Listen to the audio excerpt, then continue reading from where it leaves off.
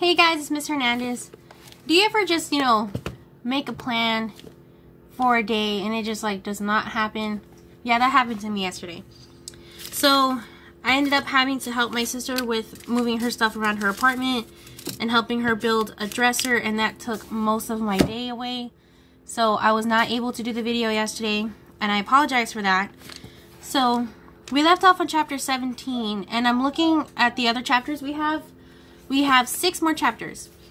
So what I'm going to do is I'm going to read 3 today and 3 more on Friday. So Friday is going to be the last video for the Search for the Phoenix Gem and in-Questigation.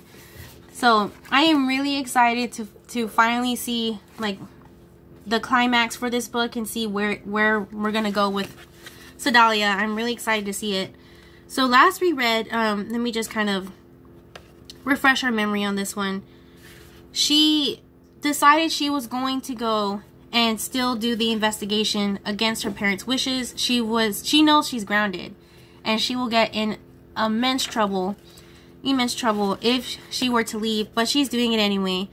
So she leaves around 3 in the morning, close to 4 in the morning, and she goes and she starts talking to let's see, who was this again? Shorky. So I'm trying to remember who Shorky was, but Shorky saw the events happen. Oh yeah, sorry. He's one of the construction workers that was there when Barley was at the fountain, and he pulled Phoenix Gem out from the fountain. So he saw all of that happen, and now he was explaining to Sedalia that they are no longer going to tear down the fountain, and he believes Barley now that there is historical value for a lot of the pieces in New Mushroom Tin.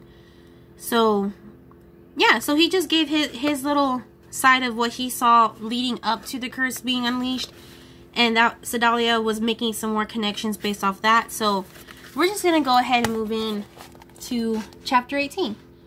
I am really excited to see how this goes. All right, and just to see the last part that she talked about, she was saying that she is going to still find out more about this story, that she is not going to stop. She is very adamant.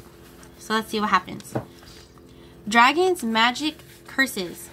The words cascaded through Sedalia's mind as she practically sprinted away from the fountain. Up until this started, she thought those things were all in the past. Ancient artifacts, dusty relics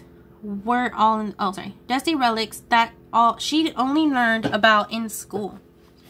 But it turned out that they were still very, very real. From the edge of the park, she turned around, looking back at the fountain. It was hard to believe that just a short while ago, it had been home to a magic gem and to an ancient curse. Walking down the streets of New Mushroom Tin, Sedalia was busy figuring out her next move. There were still interviews that needed to be conducted, questions answered, and massive gaps in the story that she needed to be filled. But first, something wasn't sitting right with her. It was the whole part about Officer Gore saying she couldn't talk about what had happened at the fountain. Why couldn't she say anything? Did someone tell her not to? Did they know about the curse? Were they trying to keep things under wraps? Was there a cover-up going on right beneath her nose? A conspiracy? The mere thought made Sedalia's head swim. The story was already big enough without thinking about all that. Plus, there were no facts to back up that theory. So she did what any good reporter would do. She made a mental note and vowed that she would look into that later. If the facts supported the theory, then she should follow them wherever they took her. But right now, Sedalia realized that the best way to wrap up those loose ends of this story was to speak to Ian and Barley themselves. A real interview, not just a couple of minutes outside of this high school before the cops whisked them away. Since they were at the police station, that might not be the easiest thing. She could easily walk into the station, but getting the interview with Ian and Barley, that was going to be difficult. Sedalia also still needed to interview Ian and Barley's mom, Laurel. She dreaded the awkwardness of showing up unannounced at the Lightfoot house at 5 in the morning, but it was her only option. She hoped Mrs. Lightfoot would understand once she knew Sedalia was trying to help Ian and Barley. Deciding that was the next logical step, she pulled out her notebook. She checked through her notes and found the address of Ian and Barley's house, 313 Penny Bun Lane. It was probably a 15-minute walk, she figured. Sedalia would be there in no time. How did she get the address? I don't remember her getting the address. Wow, she's a pretty good investigator. As she walked along the row of mushroom houses, Sedalia stopped at a red-capped house with a neat front yard and a basketball hoop over the garage. There were 3 news vans parked outside, with reporters milling around waiting. They clutched microphones in their hands and paced back and forth, uneasy and impatient. Sedalia's heart sank a little.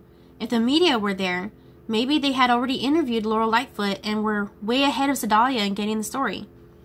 She heard the little voice in her brain again, telling her that she might as well pack it in, that there was no point in pushing ahead with the story. "Let me take it from here," the voice said. "Let them take it from here. Those reporters are professionals, real reporters, not some kid working for her school paper." Maybe it was because she was so tired, but a part of Sedalia actually wanted to walk away then and there and head back home. She could potentially write a small piece that Mrs. Lightdale could run somewhere in the back of the Fortnightly Dragon.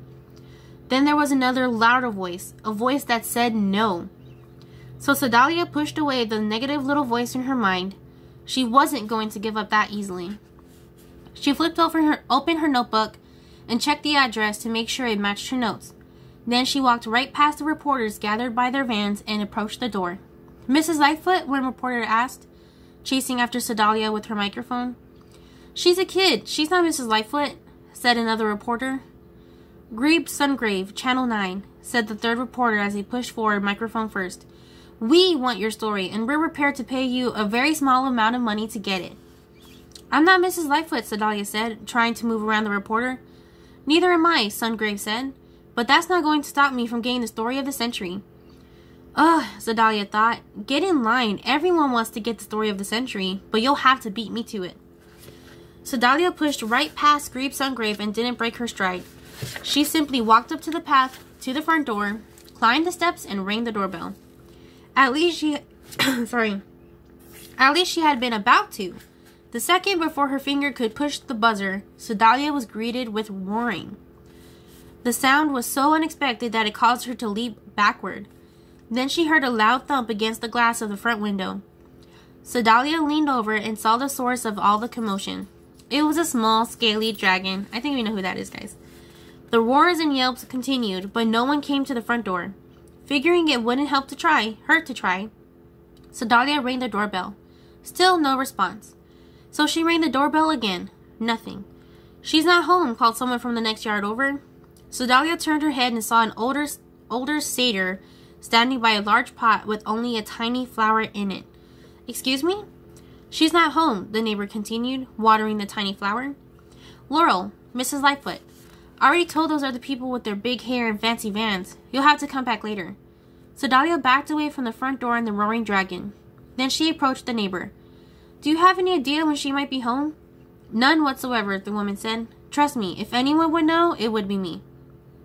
"Why is that?" Sedalia asked. "Because I'm a busybody," the satyr replied. "Ask anybody around. They'll tell you. Name's Mrs. Grud." "Thanks, Mrs. Grud," Sedalia said, disappointed. "I was really hoping to speak with Mrs. Lightfoot, but I guess I'll have to." "Have you tried the police station?" Mrs. Grud said. "I mean, it's pretty obvious you haven't, otherwise you'd be there right now. Laurel's probably there bailing out her kids. Trust me, I'm a busybody." Sedalia chuckled. "Yes, you mentioned that. I'm sorry I didn't introduce myself. My name is Sedalia Brushthorn. I'm a reporter with the Fortnightly Dragon. While I have you here, do you mind if I ask you a few questions?" Mrs. Grud straightened, seeming to puff up a little. "A reporter, huh? I'm surprised you actually want to talk to me." "Why?" Sedalia asked, turning around to look at the other reporters assembled by their vans. "Didn't they interview you already?" "Nah," Mrs. Grud said, waving her hand dismissively. "They think I'm just a chatterbox who doesn't know when to mind her own business, and to be fair, they're not wrong." Sedalia watched as Mrs. Grud continued to water the already watered flower. "So do you mind if I ask a few questions?" she asked again. "Questions about what? Because as long as we're talking about the people in this neighborhood, I'm pretty sure I'll have the answer." "I'm betting that you watch people come and go around here all the time, don't you?" Mrs. Grud nodded as she set the watering can down on the lawn. "Sure do. All the time. It's a hobby." No, not a hobby. A vocation." Sedalia smiled. "Did you happen to see the last time Ian and Barley left the house? Were they alone?" Mrs. Grudd pushed out her lower lip until her top lip sunk inward. Her gaze drifted upward as she started to think. Yeah, I remember watching them leave. It was just the two of them, along with a pair of pants and some dress shoes. Sedalia paused, realizing the significance of that comment. These pants and shoes. Shoes, Mrs. Grudd insisted. Dress shoes, Sedalia repeated. She remembered something that Darmot, the former Montecore mascot turned sign twirler, had told her. Did they walk around all by themselves? Mrs. Grudd's eyes narrowed. How did you know that? Lucky guess, Sedalia said, glad to have confirmation that Darmot wasn't just seeing things. That's one lucky guess, Mrs. Grudd said. Anyway, yeah, those kids had these pants and dress shoes just walking around with them. You must have thought that was pretty strange, Sedalia said, making a note. To her surprise, Mrs. Grudd just shrugged. When you've lived as long as I have, you've pretty much seen it all. Walking pants and dress shoes is the least of it. So I can't say I was really shocked by it. I guess not, Sedalia said. I mean, I'm nosy, right? Mrs. Grudd continued. It's kind of my job to make note of all this stuff. I'm like the official historian of this neighborhood. Sedalia suppressed a laugh. Was there anything else? Let's see, Mrs. Grudd said, counting on the fingers of her right hand. Laurel's not here. Ian and Barley at the police station, and a walking pair of pants and dress shoes. Nope, that's about it. Thanks for your time, Sedalia said, waving goodbye. Hey, when you write your story, make sure you spell my name right. It's spelled like it sounds. G-U-R-D. Like mud, but with a G-R. You'd be surprised how often people get that wrong. Sedalia made sure to write it down. Just then, she heard the sound of a car pulling up front of the Lightfoot house. It was a police car. Ooh, who do you think the police car belongs to, guys? So that's the end of chapter 18. Let's move on to 19. Oh, here it is. I know it's still backwards, guys. I'm going to be working on getting a different angle for you guys so it's easier to see what I'm reading. Alright. Sedalia's jaw practically dropped when she saw Mrs. Lightfoot get out of the car. She thought for sure Ian and Barley's mom would still be at the police station. What was she doing home? The reporters who were standing around their news van suddenly came to life again, and there was a murmur of excitement in the crowd. They grabbed their microphones and raced toward the police car while their camera people struggled to keep up. Mrs. Lightfoot, shouted one reporter. I'm with the Channel 6 Action News, yelled another. We want your story. The third reporter shoved a microphone in Mrs. Lightfoot's face and said, Grebe Sungrave, Channel 9. We want your story, and we're prepared to pay a very small amount of money to get it. Small amount. But it was clear that Mrs. Lightfoot wasn't having any of it. A hurried no comment was all she said while sprinting for the front door of her house. Then a police officer got out of the car. He was huge, but moved quickly on his hooves, putting himself between Mrs. Lightfoot and the reporters. It was Officer Colt Bronco. Ooh, I'm excited. Okay. She's not making any statements at this time, Officer Bronco said. He looked stern and strong, like he wasn't playing games. Move aside, please. Official police business. The reporters all groaned but did exactly as the officer ordered. Sedalia stood on the lawn watching Mrs. Lightfoot put her keys in the doorknob. Before she went inside, she looked over her shoulder, noticing Sedalia. Hello, Mrs. Lightfoot said. Ian's friend from school, right? Sedalia gulped. Yeah, she said, suddenly nervous. Sedalia brushed on. How was Ian? Mrs. Lightfoot smiled. Well, he'd be happy to know that someone was asking how he was and not trying to make him pay to rebuild an entire school. Why don't you come in for a minute, Sedalia? It's a little too busy out here. Ooh, she just got in there, guys. Mrs. Lightfoot pointed at the reporters, who were standing just beyond the police officer waving their microphones, now trying to get a statement out of him. Unable to believe her luck, Sedalia hurried across the lawn and up the steps to the Lightfoot's front door. Mrs. Lightfoot held it open, and Sedalia went inside. Wow. The door closed, and Sedalia saw that Officer Bronco was now standing outside the front door to keep the reporters at bay. Where are Ian and Barley? Sedalia asked. They're at the police station, Mrs. Lightfoot said, heading toward the kitchen. Sedalia followed. Are they in a lot of trouble? She had a ton of questions for Mrs. Lightfoot, but all she could think about was the boys right then, especially Ian. Mrs. Lightfoot looked at Sedalia as she opened the refrigerator. I'd say they're in the usual amount of trouble. Then she pulled a box out of the refrigerator and set it down on the kitchen table. What's that? Sedalia asked. Cake. Ian's birthday cake. We never really got to celebrate, and I thought I could take it down to the police station so he could have some. Sedalia was worried that Ian was going to be there for a long time. It must be so, otherwise he could just eat it when he got home. Mrs. Lightfoot, Sedalia said, feeling a little self-conscious. Don't you want to know why I'm here? I know why you're here, Mrs. Lightfoot said, closing the refrigerator door. You're worried about Ian. Yeah, Sedalia said. She was feeling a little guilty now. It's true that she was concerned about Ian, but she really wanted to get her story. So she decided to be honest with Mrs. Lightfoot. See, the thing is, I'm a reporter for the Fortnightly Dragon. I know, Mrs. Lightfoot said, picking up the cake box from the table. Wait, how do you know? Sedalia asked, surprised. Ian mentioned it to me. Plus, I've read some of your stories in the school paper. I thought your piece on traditional satyr dances was really well done. Sedalia smiled. Oh, thanks. I learned an awful lot while writing it. And now you're working on this story, huh? Mrs. Lightfoot asked. Sedalia nodded. I just want everyone to know Ian and Barley's story, what they went through, and that they're just good people. Mrs. Lightfoot put her arm around Sedalia. Why don't you come down to the police station with me and Officer Bronco? Wow, guys, she is so lucky. Do you mean it? Sedalia said, hopeful. I wouldn't be in the way or anything, and I promise to stop asking questions when you get tired of it. Mrs. Lightfoot laughed. Sounds like a deal. When they left the house, Officer Bronco stretched out his arms, putting some distance between the reporters and Mrs. Lightfoot and Sedalia. They continued shouting questions despite Officer Bronco's protest. They finally made it to the car, and Officer Bronco opened the rear door for Sedalia. She got in the back and pulled out her notepad and pencil. Mrs. Lightfoot and Officer Bronco got in, and the car pulled away from 313 Pennybun Lane. Laurel here tells me that you're a reporter for the school paper, Officer Bronco said. That's right, Sedalia said. We actually met briefly the other day. I hope you don't mind if I ask some questions now. You can always ask, the police officer said. Whether I answer or not, well, that's a different story. Sedalia stared at Officer Bronco, not sure if he was kidding or being dead serious. Then Mrs. Lightfoot punched his arm playfully. Don't tease her like that, Colt. Officer Bronco started to laugh. Okay. Go ahead, Sedalia. Hit us with your questions. Mrs. Lightfoot said that Ian and Barley were still at the police station. Why? We brought them in for questioning to help us piece together our report, Officer Bronco said.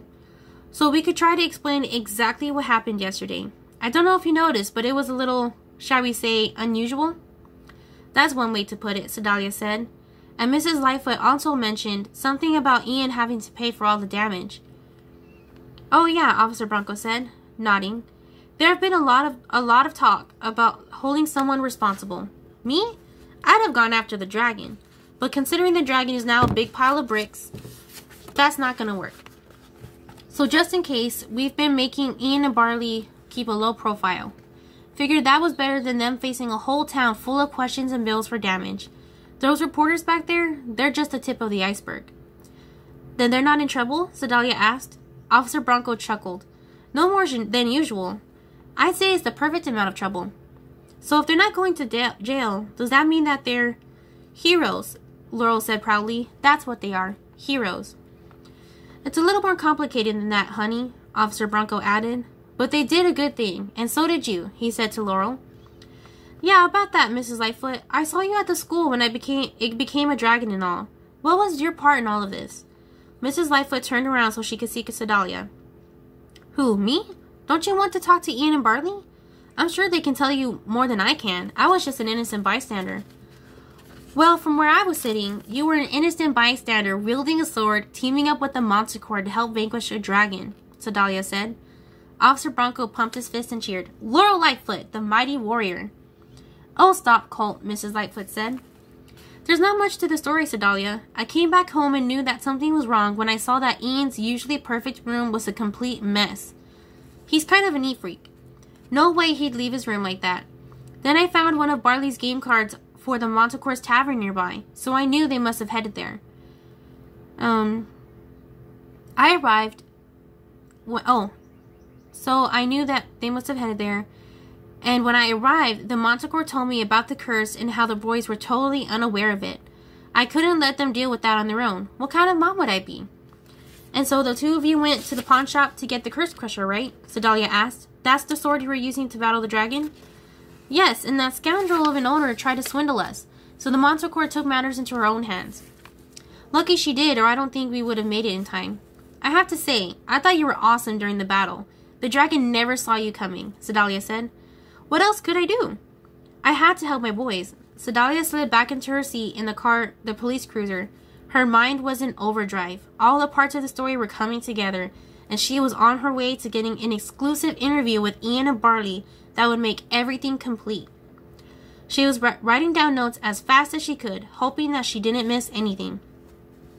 But stray thoughts kept popping up, like that pair of pants, for instance. Obviously, pairs of pants don't just walk around by themselves.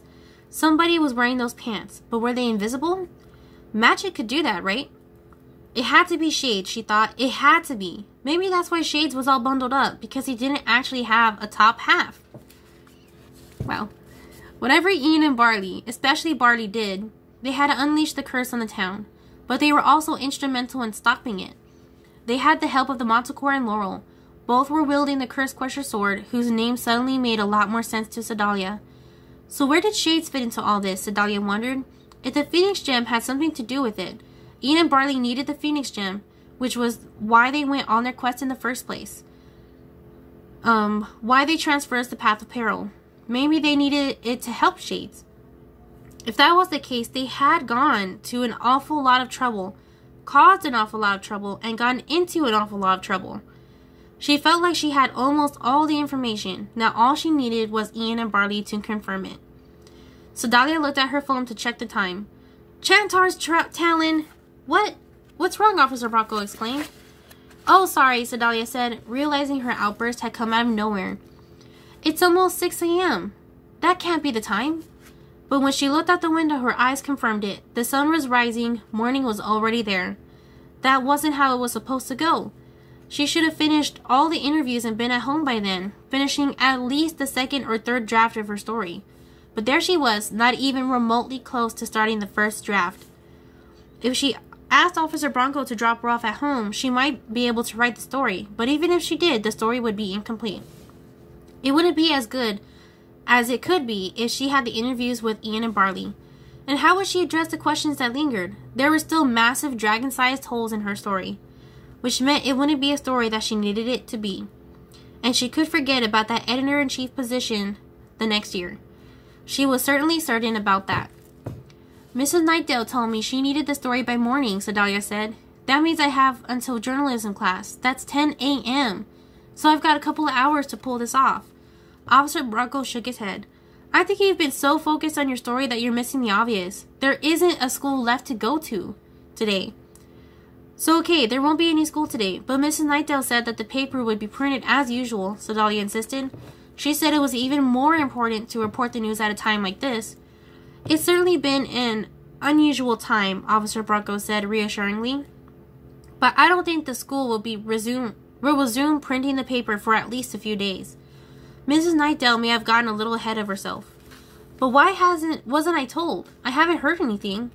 Probably because you've been out all night pursuing your story. When something this big happens, you have to imagine the effect that it has. The school was destroyed, so it had to be shut down. We need a few days to put emergency plans into action. So school is canceled until the plans can be worked out. That means no after-school activities too. And no school paper. The police coordinated with the superintendent of the schools, and we helped notify everyone in the school system. So, there's no school? I have more time for my story? That's it in a nutshell, Officer Bronco said with a grin. Alright guys, that was the last part for chapter 19. So we're moving on to 20. I don't know how long chapter 20 is, so we'll see how long this video is. Oh, it looks like it's just like about 8 or 9 pages. So, the usual amount. Alright, let's get started. When they arrived at the police station, Officer Bronco told Sedalia to go right in. Just tell the officer at the front desk that I sent you, and they'll take you back to Ian and Barley. Oh my god. Wait, Sedalia said. Where are you going inside with me, Mrs. Lightfoot? We'll be right there, Mrs. Lightfoot said. We have one quick stop to make, and we'll be right back. Sedalia stepped out of the police cruiser and shut the door. She paused for just a moment outside the police station, then ran up the steps and threw open the front door. She couldn't believe that after 2 days of nonstop chasing and interviewing, she'd finally be talking to Ian and Barley themselves. Oh, guys, I'm sorry. I'm so excited. Let's have it again, the desk officer said. One more time, from the top. Did I skip something? Oh, no, I didn't. I'm a reporter from the Fortnightly Dragon, Sedalia said to the desk officer for what seemed like the 10th time. She was resting both hands on the officer's high desk, looking up, trying desperately not to roll her eyes. And I need to see Ian and Barley Lightfoot. Officer Bronco sent me and told me to tell you that it's okay for me to be here. That's a no-can-do, the desk officer said, scratching his chin, pulling at a few wiry whiskers.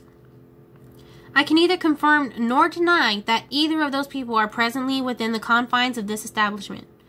That's okay, she's with me, came a voice from behind Sedalia, and felt a heavy hand rest upon her shoulder. Officer Spector? Sedalia couldn't believe it. Was Officer Spector actually helping her? You know this person? The desk officer said. Oh, asked. Of course I know her, Officer Spector said. She's Sedalia Brushthorn, with the Fortnightly Dragon. We go way back. Yesterday counts as way back, Sedalia whispered. Just don't go with it, kid, Spector said. Well, if you can vouch for her, the desk officer said, shrugging his shoulders. You know, she's a reporter for that school newspaper. I just said that, Officer Spector replied. I'll take her back with me. She put her arm around Sedalia. The desk officer waved at them as they walked through a waist-high wooden gate. Sedalia turned to Officer Spector. I thought for sure I wouldn't get in. Thank you. But why did you let me in? At first, Officer Spector didn't say anything. She just kept walking until they came to a door at the end of the hallway. Spector reached down to her belt, tugging on a key ring connected to an elastic cord. She fumbled briefly with the key ring until she found a tarnished brass key and used it to unlock the door. It opened with a creak, and Spector motioned for Sedalia to walk inside. As they went along the corridor, they passed by a number of offices. Finally, they came to one with the name Colt Bronco on the door. Because I like you, Sedalia, Officer Spector said. Now get in there and get your interview. You know, she probably doesn't even know that she had permission from Officer Bronco to be there. So she's really actually just helping her. That's really nice. Sedalia gulped, then opened the door and saw 2 boys lounging on the chair. Sedalia, Ian exclaimed. What are you doing here? Oh God, I'm so excited. I'm doing my job, Sedalia said with conviction. I'm gonna write the story for the Fortnightly Dragon that tells everyone what you two did. When I'm done, everyone's gonna know that you and your brother are heroes. Standing in Officer Bronco's office, Sedalia suddenly had a strange feeling come over her. It was as if all the questions she had wanted to ask Ian and Barley seemed to abandon her all at once. She was sitting with the Lightfoot brothers, who were at the epicenter of the most epic thing ever to happen in town. And Sedalia couldn't think of a single thing to say. That sure was something, wasn't it? Barley said to Sedalia. You ever seen anything like that before? No, Sedalia said, shaking her head. Yeah? Ian said. Sedalia, are you okay? Ian, Sedalia said, searching for the words. I have to know. What was this all about? I pieced so much of it together, and I think I have an idea, but I don't know everything. What do you know? Ian asked. Shades, Sedalia blurted out. That's not my name for him. That was from Dewdrop, the pixie duster. You met the pixie dusters? Ian asked. And you're still here? Sedalia laughed. Yeah, I met Dewdrop. She wasn't that bad. We bonded over being fellow motorcycle and scooter enthusiasts. Ian and Barley looked impressed. So, Shades, was it the same person who was pretending to be Ian when Officers Gore and Spector pulled the van over? And why was Officer Bronco there? Ian and Barley glanced at each other. Then they looked over Sedalia's shoulder at the open office door. Standing there was Officer Bronco. He glared at the boys. About that, Ian started to say. Yes, Ian, Officer Bronco said. About that. Why don't you tell the young lady exactly what happened? Start from the beginning, because this is good. But first, Mrs. Lightfoot said, looking over Officer Bronco's shoulder, birthday cake. She walked into the office and set the birthday cake that she'd picked up from her house down on the desk. Then she pulled a handful of candles out of a small bag. Colt and I made a special trip to get these candles, she said. It was hard finding a place to open this early in the morning. Mrs. Lightfoot produced a book of matches from her pocket and then lit the candles. "Happy birthday, Ian. You sure do deserve it." Then the group all wished Ian a happy birthday. "Who wants cake?" Mrs. Lightfoot said. "Do you want some, Sedalia?" "Thanks," Mrs. Lightfoot said. Sedalia said. "But I think if I tried to eat right now, I'd throw up. And isn't it a little early for cake?" "It's never too early for cake," Barley said, cutting himself a big slice. Once they had filled themselves with cake, Officer Bronco, Mrs. Lightfoot, and Barley left the office to grab coffee, leaving Sedalia with Ian. "So what can you tell me about you and Barley? How did this all come about?" Ian rocked back and forth for a moment. "My brother and I, we've always been really different from each other. I love my brother, but we are definitely not the same person." "Yeah, I saw the video of him at the fountain," Sedalia said. "You are definitely different." Ian smiled. "That's my brother, not afraid to put himself out there. Never has been. He rushes right into the world and doesn't change who he is or anything about himself for anyone. I really admire that." "Is that why you invited me to your birthday party?" Sedalia asked. "Was that your way of putting yourself out there?" Ian nodded. "Yeah, that's right. My mom suggested the party, actually. And the more I thought about it, I realized she was right. No one really knows me. I just kind of keep to myself or I hang out with Kagar. Don't get me wrong, Kagar is awesome, but you need people to see you," Sedalia said. "Yeah, exactly. That's what this story is going to do," Sedalia said. "Tell everyone who you are in your own words." So suddenly there was a knock at the door, and Barley poked his head in. "Hey, I brought you a cup of hot chocolate," he said, handing one to Ian. "And one for you, Sedalia." "Thanks," Sedalia said. "Barley, you're a part of this too," Ian said, pulling up a chair for his brother. Barley eagerly sat down. He didn't seem to notice that he had a big hot chocolate mustache across his upper lip. "Finally, let's do this," Barley said. "Yeah," Ian echoed. "Let's do this." Oh my god, guys, that's the end of chapter 20. That is so exciting. She's finally getting her interview. I only have about 3 minutes before this video stops. Okay. Oh my god. It's pretty crazy. I'm really excited that Sedalia's finally there with Ian and Barley. What else can I really say besides I'm just really excited? She's, again, very, very lucky for how this story is unfolding for her and the fact that people have, like, support for her as a reporter. You know, Laurel doesn't have to do that for her, and the boys don't have to do that for her. They could just, you know, say, well, we're not going to talk to anybody and just protect themselves. But I think it's because they genuinely see that Sedalia really is trying to do the story for them. And not just for herself, but for them as well, to help them with this whole situation. So I am super duper duper excited to see what happens.